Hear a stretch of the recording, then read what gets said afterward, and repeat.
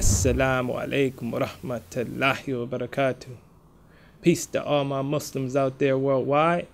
I pray that Allah blesses us with patience, with love, with forgiveness, and with understanding. Ameen. Dear respected believers, brothers and sisters in Islam, as you know, the word Ilah means God in Arabic. And we as Muslims, In Sha Allah, our Ilah is Allah, the master of the universe. So every single day when we stand to prayer and we say, La ilaha illallah, we're saying, I bear witness that there is no God but Allah. And there's criteria that comes with that. And Allah, He goes over some of the criteria in the Al-Fatiha. And we say this prayer a lot, every single day, over and over and over again. Allah is introducing Himself to us through His beautiful words. And we say, Iyyaka na'budu wa iyyaka nasta'in. And that means, Thee do we worship, and Thine aid do we seek. These are two criteria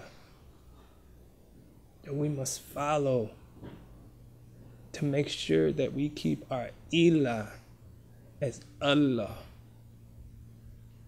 Thee do we worship, and Thine aid do we seek. Who do we worship? We must ask ourselves that, because Allah is the only one who can see what is in the breasts of man. So before we get to that point that we're judged by Allah, we must judge ourselves, and we must dig deep and see exactly what our core beliefs are. When we wake up in the morning, what is the first thing that we think about? Do we grab our phone, check our email? Do we go get some food? What do we do? What is the first thing that we think about when we wake from death, from sleep? If we were gone all day and we missed our prayers, or missed a prayer, when we come back to the house, do we immediately make wudu and make up the prayers, or do we check on the game, the scores of the game, and get busy around the house, then get around to it later? What is our importance in our lives? In order to wake up thinking about Allah, we must go to sleep thinking about Allah. Dhikr, read some ayats, some surahs out the Quran. Worship, all-encompassing worship of Allah. When we're out, as we move around, are we remembering Allah? Allah says in the Quran, remember me and I will remember you. Think if you were at a concert or watching something on TV or something like that, and a person on stage, be a speaker, not necessarily music or anything like that, speaker, stopped what he was doing in an auditorium full of people, and he pointed you out and said, hey, I remember you. Thousands of people, think about that feeling that you would have and how you will remember that for the rest of your life. Or somebody was on TV Like the president was giving his State of the Union address and he stopped. And he may have saw you, or he just spoke right through the TV and said, hey, I remember you. Now think about if the Lord of the worlds did that on the day of judgment. You come into his presence and he's happy to see you. If we worship,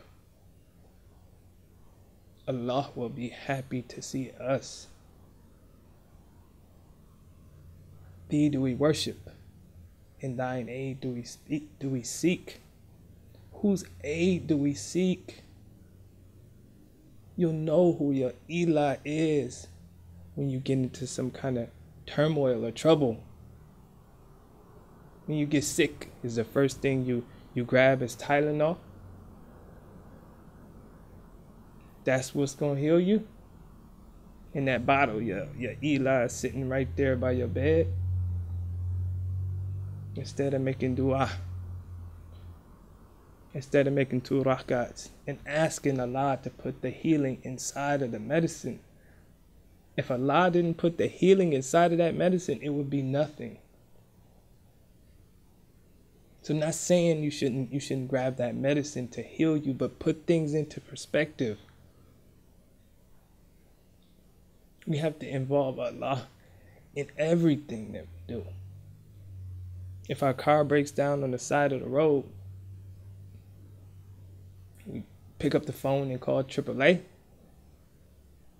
Like they can help us without the permission of Allah. We make dua. Allah help us in this situation.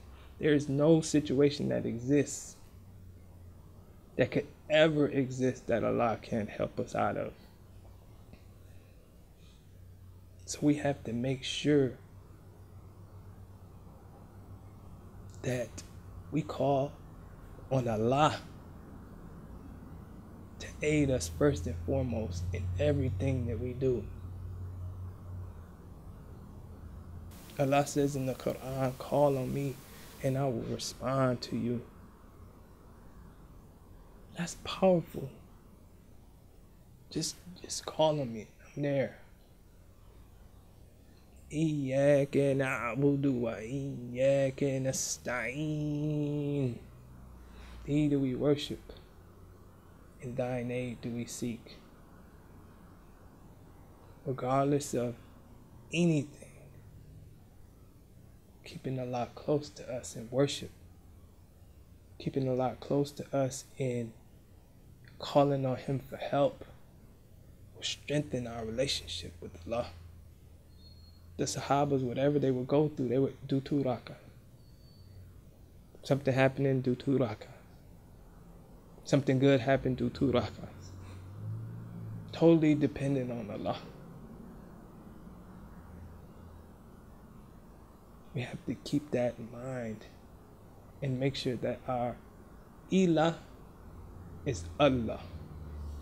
Aisalaamu Alaikum wa rahmatullahi wa barakatuh.